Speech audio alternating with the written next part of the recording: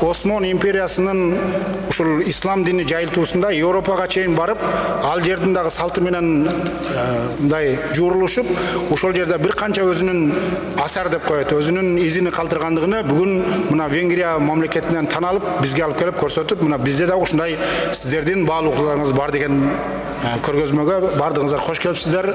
Жана бардыгыңыздарды Кыргызстан мусулмандар дини башкармасынын жана анын башында турган муфтийибиздин атынан бардыгыңыздарды кош келипсиздер ушул көргөзмөгө.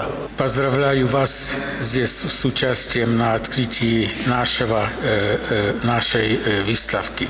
Мы хотели показать здесь, что какие исламские памятники у нас остались до сих пор от османского господства и как мы их бережем и сохраняем.